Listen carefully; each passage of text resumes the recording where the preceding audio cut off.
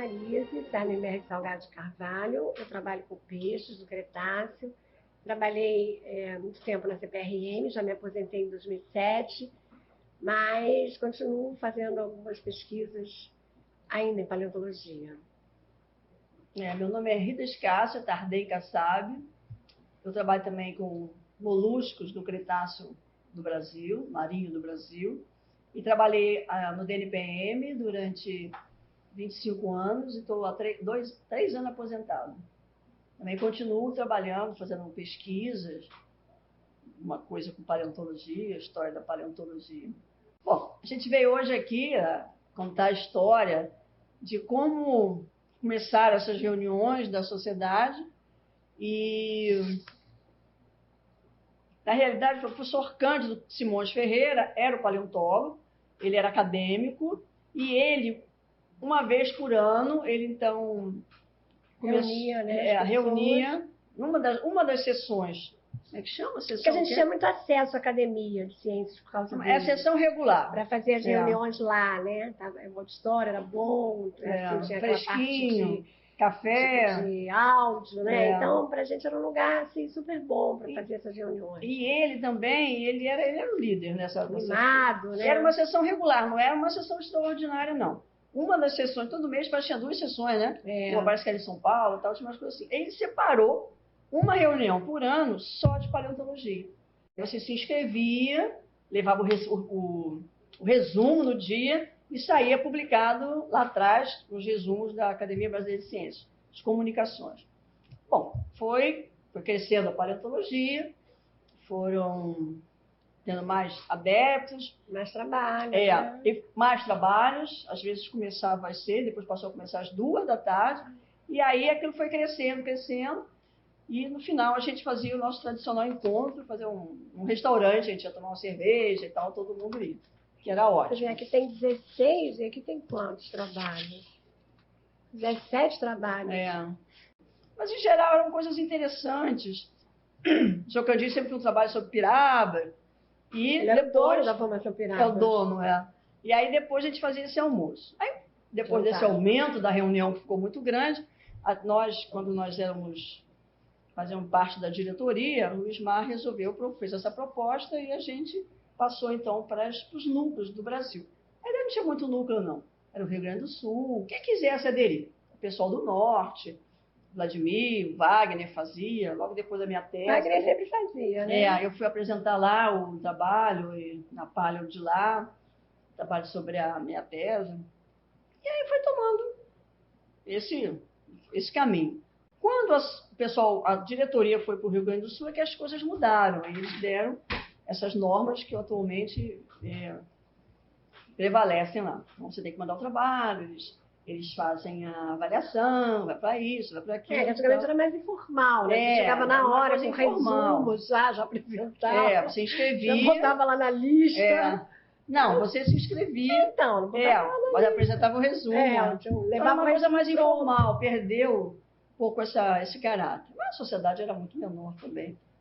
Hoje em dia tem bastante gente. Mas tem que ter um líder em algum lugar que faça a reunião. Se você não tiver, não faz. Entendeu?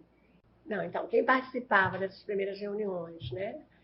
Eram os paleontólogos mais antigos, o pessoal aqui da sessão, Maria Eugênia, eu, Diógenes, Rita, Vera. A gente era nova nessa época. Muito nova.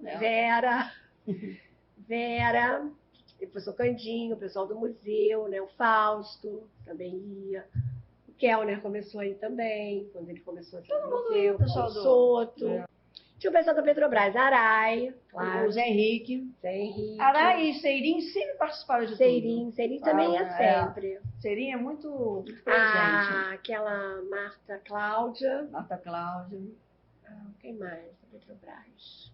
Não, o Zé Henrique, que hoje não participa mais, mas na época ele ia bastante. Ele era aluno, fazia o doutorado, mestrado. E da Petrobras eram esses. Marta Cláudia mesmo. Marta Cláudia. Seirim e Arai. Elas queriam mais. Gostavam mais. E Norma, daqui da CBRN. Que também é acadêmica. Maria Eugênia. O pessoal que ia mais mesmo. E muito aluno, né? Os alunos sempre iam, né? Porque era um modo de encontrar. Cursos de mestrado, de doutorado. Antes das palhos, O que ocorriam eram reuniões anuais, sempre ao final do ano, que ocupavam as sessões regulares, uma sessão regular da Academia Brasileira de Ciências. Elas eram sempre organizadas pelo professor Cândido Simões Ferreira, que era do Museu Nacional. O professor Cândido, membro da Academia Brasileira de Ciências, ele organizava essa última sessão do ano da academia com trabalhos ligados à paleontologia e à estratigrafia, né? E às vezes até com outros trabalhos ligados a outras áreas da geologia. No início, a coisa começou a ser feita com essas sessões, sempre começava na parte da tarde, indo então até o início da noite.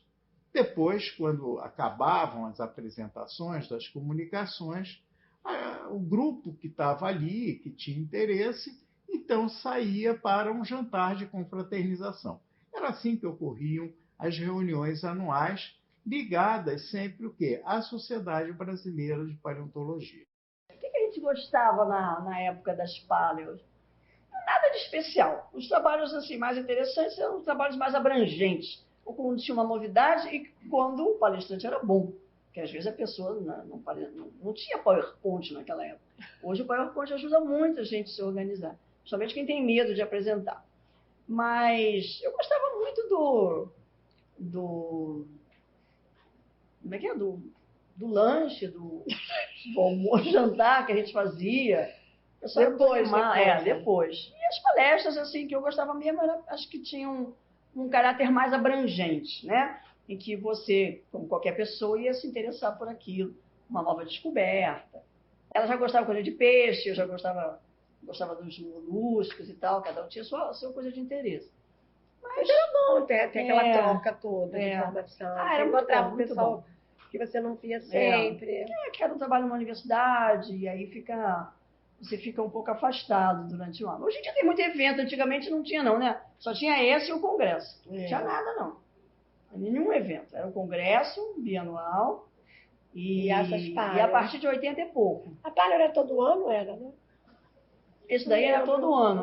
Todo ano. Era uma reunião na academia. Tinha outras reuniões, essas são regular, 2 por mês. Mas essa ele gostava de juntar, que é uma iniciativa do professor Cândido, do Museu Nacional. Ele gostava de juntar. E ele era animado também, que a gente tinha esse caráter assim, bem agregador. Ele é bem agregado. E aí foi criando isso. A palha, ela, de certa maneira, surgiu como resultado de um anseio coletivo da Sociedade Brasileira de Paleontologia em possuir uma identidade. Nós, pelo menos no âmbito do Estado do Rio de Janeiro, sempre tivemos uma quantidade enorme de paleontólogos. Paleontólogos que se encontravam tanto na universidade, desenvolvendo trabalhos acadêmicos ou mais aplicados, e na indústria, a indústria do petróleo. A indústria do petróleo sempre foi algo muito forte no Estado do Rio de Janeiro, em função da existência da Petrobras. Além disso, nós tivemos também sempre a presença bastante marcante da CPRM e do DFPM, órgãos de caráter governamental, nos quais sempre a atuação dos paleontólogos foi muito importante, muito incisiva, e sempre fez parte da história dessas instituições. Então, a palha ela surge dentro desse contexto, um contexto no qual nós temos um número muito grande de paleontólogos, desenvolvendo pesquisas nos mais diferentes campos, desde a paleontologia de invertebrados, vertebrados, a paleobotânica, a micropaleontologia, e surge dessa necessidade, desse anseio de você ter uma sociedade científica com uma identidade própria. E decidimos, então, levar adiante. A primeira paleo, então, foi criada em 1999 e alguns núcleos, como, se não estou me enganado, foi em Recife, foi em Belém, foi inclusive no Rio Grande do Sul, São Paulo, Rio de Janeiro, foi onde foram criadas foi criada a primeira paleo, que foram então realizados. E o fato é que as paleos deram certo. Todos os paleontólogos do Brasil gostaram do esquema, do sistema que a gente criou, e aí começou a todo ano ter essas reuniões de final de ano. A reunião tinha sempre o objetivo, oportunidade das pessoas divulgarem os trabalhos que elas estavam desenvolvendo, tanto pesquisadores quanto alunos de iniciação científica, alunos de pós-graduação, mestrado, doutorado, né? E, ao mesmo tempo, servir para uma confraternização entre as pessoas. Geralmente se combinava alguém para dar uma palestra, em seguida havia então as comunicações orais e depois então um almoço ou um jantar de confraternização. E isso é o que tem ocorrido desde então, desde 1999 até os dias de hoje. É isso. Então, como experiência daquilo que eu vi nesses últimos anos, a Palio foi uma ação bastante importante, que é, de certa forma, a institucionalização e o reconhecimento de que a paleontologia brasileira ocorria em todo o território nacional e tinha muito o que dizer para a sociedade brasileira. E que isso eu fico assim muito feliz de poder ser parte dessa história, tendo ajudado a construir essa ideia dos primeiros momentos de formação da Palio e também a consequência natural que foi a seguir da Revista Brasileira de Paleontologia. Com um certo esvaziamento da atividade da Academia Brasileira de Ciências no âmbito da paleontologia, a gestão que se encontrava na ocasião na presidência da Sociedade Brasileira de Paleontologia propôs então que a própria sociedade fosse a instituição que fizesse as reuniões anuais de uma certa maneira pluralizando pelo país como um todo encontros de paleontologia nos quais nós tivéssemos a participação de professores, estudantes e aqueles que trabalhavam nas empresas e nos órgãos públicos. E logo no primeiro momento, a Palio foi algo muito renovador para a Sociedade Brasileira de Paleontologia, porque ao invés de nós termos aquele panorama muito centrado no que se desenvolvia no Rio de Janeiro, em São Paulo e no Rio Grande do Sul, nós podemos ter uma perspectiva nova, diferente, que vem a partir então do final da década de 90 e início dos anos 2000, na qual se via que a paleontologia como ciência era muito maior do que se imaginava, que não estava concentrada nos grandes centros, que haviam muitas ações e estudos paleontológicos sendo desenvolvidos na região Nordeste, na região Norte, Centro-Oeste, e também até mesmo pelo Sudeste e Sul do Brasil, em muitos outros centros que não aqueles centros tradicionais da paleontologia. Na época que o professor Ismar de Souza Carvalho era presidente da sociedade, eu estava na época como vice-presidente, nós conversando um dia, o Ismar teve a ideia de nós criarmos uma reunião de final de ano, mas que não se realizasse só no Rio de Janeiro, que ela fosse organizada em vários locais, várias cidades, onde tivessem núcleos de paleontologia.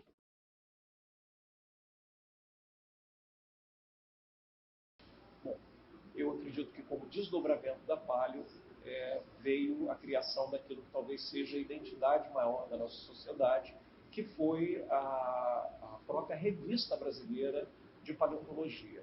A Revista Brasileira de Paleontologia foi esse novo olhar sobre a paleontologia brasileira, de uma paleontologia plural, dinâmica, multi-institucional, na qual nós tínhamos em todo o país pessoas produzindo dados, informações novas, nos mais diversos campos do conhecimento paleontológico e que tinham algo a falar. Foi realmente um sucesso o lançamento da revista. No segundo número da revista é que começou então a ter artigos de vários paleontólogos. Mas completando o número, na parte final havia então a publicação dos resumos das palios.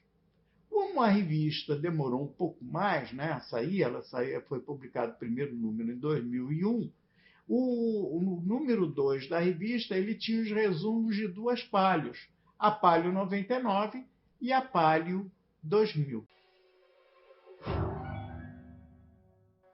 Bom, sou Maria Antonieta da Conceição Rodrigues, formada em Geologia pela Universidade Federal do Rio de Janeiro em 1968, e uma geóloga na década de 60 era algo um pouco difícil para a época, na medida em que a mulher não assumia essas profissões um tanto quanto estranhas para a época. 67. Tinha minas de carvão que mulher não podia entrar. Ainda hoje eles têm um pouco de preconceito, né? Mina de subsuperfície, mulher não podia entrar, que dava azar. Tive a oportunidade, como estagiária na geologia no DNPM, conviver com os grandes paleontólogos do DNPM, quais sejam Paulo Erickson de Oliveira, que foi meu professor, logo seguido pelo professor Inácio Machado Brito, Elias Dolianite, professor Sommer, que era um querido lá do DNPM para todo mundo, e que, através de latinhas de areia cuidadosamente coletadas e guardadas em seu gabinete, me introduziu no mundo da micropaleontologia. Então, eu poderia dizer que foi através do professor Sommer que eu iniciei as minhas atividades na micropaleontologia, mais especificamente com foraminíferos do Quaternário. Ainda nesse tempo, convivi com outros paleontólogos que já tinham algum início na paleontologia: Maria Eugênia Marquezine Santos, Rubens da Silva Santos, Lélia Duarte, Norma Cruz, que já faziam uma vida dentro da paleontologia, sendo todos eles naturalistas. Eram meus companheiros de estágio, éramos todos estagiários, os subordinados dos grandes magnatas da paleontologia na época: Marise Sardenberg Salgado, Diógenes de Almeida Campos, Maria Adélia Japiaçu, isso tudo na década de 60. O que significa que todos nós, naquela época estagiários, hoje somos pré-tectônica de placas. A gente aprendeu a tectônica de placas depois de formados. Eu gostaria de destacar uma que não diz respeito à minha veia paleontológica, mas diz respeito ao carinho e ao amor que todos nós temos pelo patrimônio da paleontologia do Rio de Janeiro, que é a Bacia Calcária de São José de Itaboraí.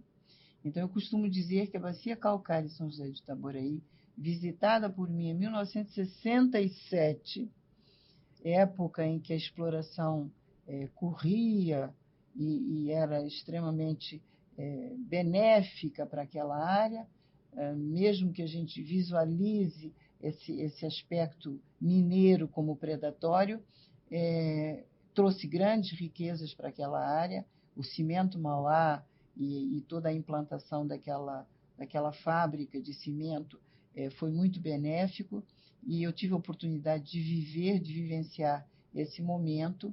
E mais à frente, no início da década de 80, quando esses trabalhos cessaram, aquela região voltou a ser muito pobre. E eu, na minha vida administrativa, visualizei uma forma de retornar aquele nosso patrimônio através de alguma ação que pudesse colaborar com um grupo de pesquisadores que trabalhava já há alguns anos no sentido de transformar a Bacia de Itaboraí num parque, um parque paleontológico. Então, foi isso que me levou, no início da década de 2000, 2010, 2004, eu acho que eu iniciei, ajudando aqueles pesquisadores que lá trabalhavam no sentido de preservar. E aí, já com essa idade toda, ajudando os novos paleontólogos, eu fui cognominada da vovozinha do parque.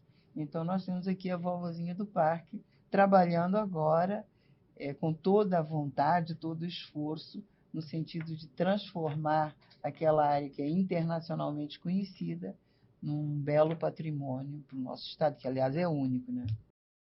Eu acho que convém ressaltar como eram as nossas atividades de campo naquela época.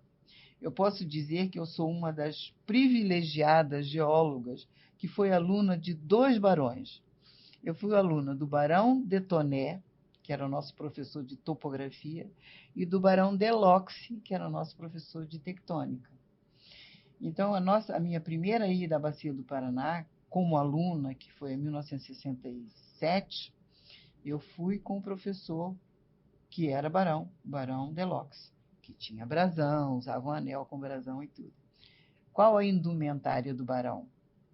Terno, colete, chapéu, gravata, sapatinhos engraxados, um martelinho na mão, e tudo arrumadinho, afiadinho. E nós, todos desesperados, querendo atender às necessidades do barão.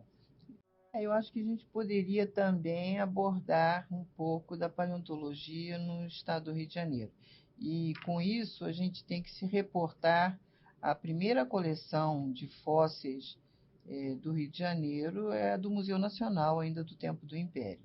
Acho que é uma valiosa coleção que nós temos, que tem sido implementada e, ultimamente, tem sido revisada e toda muito bem acomodada lá no museu. Eu acho que nós temos ali uma coleção de nível internacional. Paralelamente à coleção do Museu Nacional, iniciou-se lá no DNPM, né, que é o Departamento Nacional de Produção Mineral, uma excelente coleção, que agora acho que está subordinada ao Museu de Ciências da Terra, né, coordenado pelo Diógenes de Almeida Campos. Então, esses são, assim, acho que os grandes centros de coleções científicas da paleontologia do estado do Rio de Janeiro. Dentro das universidades, eu diria que o Fundão, a UFRJ, tem uma belíssima coleção que nós podemos citar como um dos maiores fomentadores da coleção científica paleontológica do Fundão. É o professor Inácio Machado Brito, né, que foi professor da casa por muitos anos, e que depois seus alunos, mestrandos e doutorandos, deram seguimento, né, àquela coleção. Então, eu acho que dentro das universidades do estado do Rio de Janeiro é a maior coleção científica que a gente tem. Na UERJ, eu diria que nós temos uma paleontologia muito mais aplicada, porque o curso de geologia da UERJ é um curso muito novo em relação aos demais.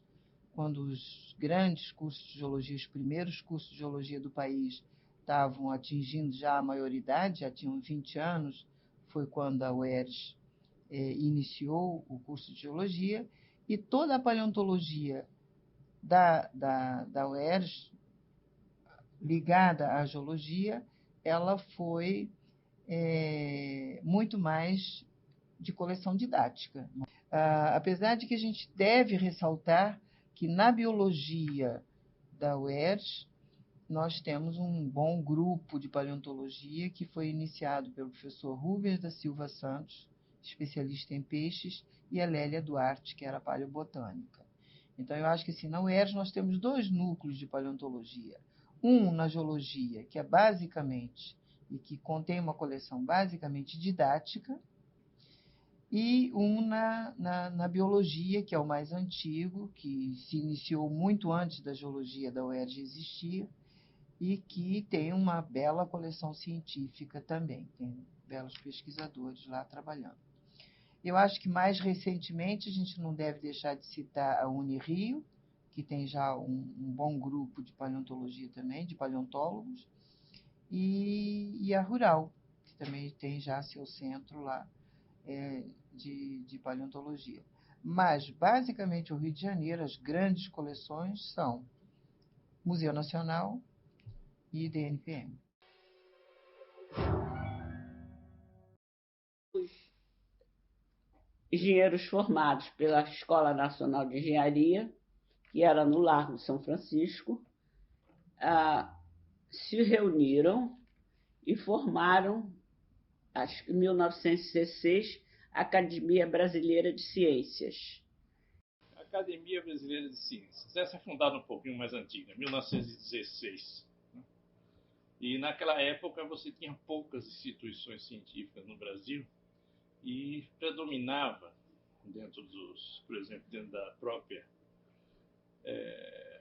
escola de engenharia, onde a academia nasceu, foi dentro de professores da escola de engenharia, predominava as ideias positivistas. Era uma filosofia interessante para a época, o mundo se desenvolvendo industrialmente e países novos na América do Sul surgindo, que precisava de uma filosofia que não fosse ligada à igreja, que era visto como uma fonte de atraso, mas também que não caísse no comunismo e no marxismo. Mas o positivismo trazia em si um entrave enorme, que ele não admitia a evolução, porque ele queria manter a sociedade estática. Então as coisas não podiam evoluir, não podiam se modificar. E a Academia Brasileira de Ciências, ela é fundada se baseando na luta contra o positivismo. E isso se caracteriza de uma forma muito marcante com a visita em 25 e 26 da Madame Curie e do Einstein ao Brasil, em que a Madame Curie foi eleita membro correspondente da Academia, aliás, os dois foram, e que o Einstein proferiu a famosa palestra dele no Clube de Engenharia, na faculdade, na Escola de Engenharia e na Academia Brasileira de Ciências. E isso aí foi a pá de cal no positivismo. Porque se os átomos se modificam, se transformam, tudo pode se transformar, inclusive a sociedade. Então, a Academia Brasileira surgiu sob essa égide, né? essa ideia de que está preocupada com ciência. E ela se desenvolveu assim. E naquela época que ela foi criada, você tinha a Escola de Engenharia, Observatório Nacional, Manguinhos e o departamento, e o chamado Serviço Geológico e Mineralógico do Brasil, que é o que dá origem ao Departamento Nacional de Produção Mineral, como pontos de que se fazia ciência no Rio de Janeiro. A Universidade do Brasil não existia. A Universidade do Brasil é uma coisa que vem depois. Mas você tinha a Escola de Engenharia ali dentro, como um núcleo de fermentação de ciências. E Manguinhos, que era onde estavam principalmente o pessoal que trabalhava com saúde pública, biologia, parasitologia, identificação de doenças, nomes como Oswaldo Cruz, como Carlos Chagas, e não preciso dizer outros. E aqui dentro tinha o Eusébio de Oliveira, que foi diretor-geral do Serviço Geológico e depois transformou-se no Departamento Nacional da Produção Mineral. O Eusébio de Oliveira foi presidente da Academia Brasileira de Ciências, um dos presidentes, e ele trazia a ideia de que você precisa achar minério para o país, sim, mas precisa achar minério com ciência, utilizando a ciência. E aí precisava fazer um mapa geológico. E para fazer um mapa geológico, você precisa de geólogos, você encontra as rochas, precisa datar as rochas, e um dos métodos de datação de rochas é a paleontologia. Então você precisava de paleontólogos. E ele insistiu na formação de paleontólogos. Quando eu entrei aqui, você tinha 16 pessoas na paleontologia somente. Desses, 5 eram membros da Academia Brasileira de Ciências e pesquisadores conferencistas do CNPq, do mais alto grau do CNPq. Só para citar alguns: Luciano Jacques de Moraes, Llewellyn Price, Rubens da Silva Santos, Elias Dolianite, Wilhelm Sommer, né? Wilhelm Sommer, o Paulo Érix de Oliveira, enfim.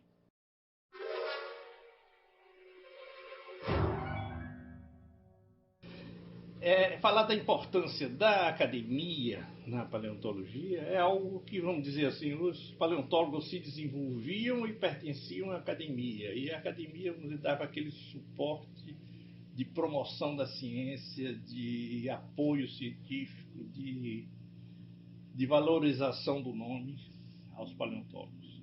Hoje você ainda tem paleontólogos na academia, né? E continua tendo o lugar para paleontólogos, e está aberto. Os paleontólogos hoje que estão na academia é o Cândido Simões Ferreira, que apesar de não estar mais trabalhando, mas ele ainda está vivo e fez um trabalho importantíssimo como paleontólogo.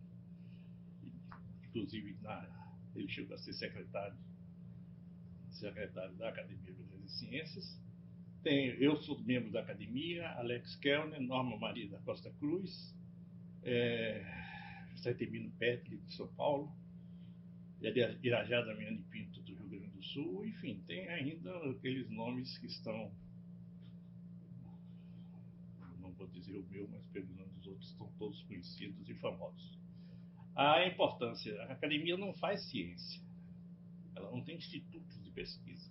A academia é uma organização que ela fomenta a ciência e, vamos dizer assim, ela dá um respaldo a uma atividade paleontológica. Ela procura identificar onde tem um grupo importante e ela, vamos dizer, bota o selo dela. Então, a diferença é essa. Quer dizer, a academia não tem no sentido de que a academia fez paleontologia. Apenas ela identifica e marca e dá aquele apoio.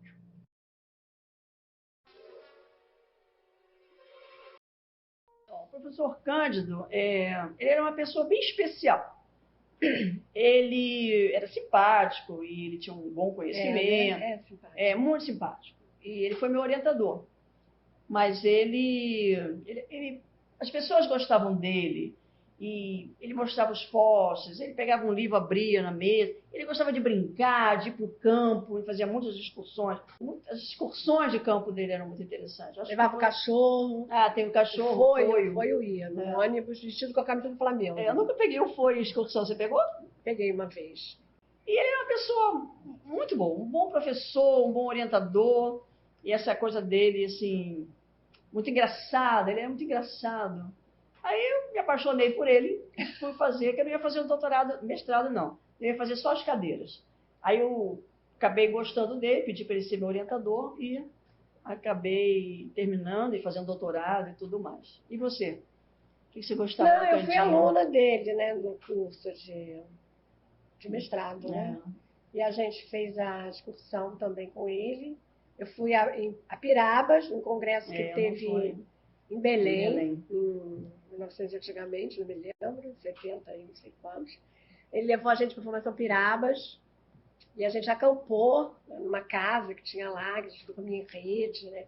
Saía de manhã acordando o povo para procurar fotos. Foi na Ilha de Fortaleza? Na Ilha de Fortaleza. A gente ficou lá com ele. Então, o Grupo Paleontologia aqui no Rio de Janeiro tem essa origem na Universidade Federal do Rio de Janeiro, a UERJ, atual UERJ, e o pessoal do Serviço Geológico. E o Rio de Janeiro, como sede do governo federal, ele recebia visita de outros pesquisadores que vinham aqui tratar dos seus assuntos no Ministério da Educação. O que eu conheci, o professor Josué Camargo Mendes e o professor Irajá Damiani Pinto. Eles vinham, sempre visitavam, e aquela conversa com os outros pesquisadores que lá, no Museu Nacional, nós tínhamos. Era o Paulo Akoto lá, que era o grande especialista de mamíferos. E lá na Praia Vermelha, nós tínhamos o Dr. Paulo Edson Oliveira, especialista em vertebrados. Dr. Price, eu esqueci de citar, Dr. Price de répteis. 2 alemães chegados depois da guerra, William Kegel e Karl Borlen. Professor Elias Dolianite, que é o iniciador da paleobotânica no Brasil. Nós tínhamos o Rubens da Silva Santos, o iniciador em paleontologia de peixes, e o Frederick W. Sommer, que fazia micopaleontologia e também foi o primeiro a fazer um texto, um livro sobre micopaleontologia. Então, nós tínhamos um grupo de especialistas sérios, honestos e muito preocupados com trabalhos, faziam os seus trabalhos de campo, faziam os seus trabalhos de geologia de bacia e com várias metodologias de preparação de material, metodologias de museu também, de fazer coleções, catalogar. E a impressão que eu tenho, pelo que eu tenho lido na literatura, porque eu não conhecia o Dr. Roxo, é que o Dr. Roxo foi o transmissor esse método de fazer coleções, que é uma coisa muito importante, você ter o seu material coletado e guardado no seu país, na sua localização, e que ele deve ter, que para ele foi transmitido pelo Derby. E aí, nesse final dessa história, você vê a relação do Derby com Hart, que esses dois, Hart e Derby, são os iniciadores dessa ideia de o Brasil ter um serviço geológico permanente e que, felizmente, hoje é uma realidade. A Academia Brasileira de Ciências, com uma série de pesquisadores, ela continuava fazendo esforço para que se fizesse assim, esse incremento da ciência no Brasil, quando, em 1951, foi criado o Conselho Nacional de Pesquisas. E eu falo para você que o Conselho Nacional de Pesquisas foi decisivo, porque eu te cito como exemplo, porque eu saí querendo fazer ciência, eu saí da faculdade, me formei querendo fazer ciência, mas se eu não tivesse recebido uma bolsa do Conselho Nacional de Pesquisa, eu teria de fazer outra coisa, porque não dava tempo de ficar esperando 2, 3 anos até criar um cargo, porque eram poucos os cargos.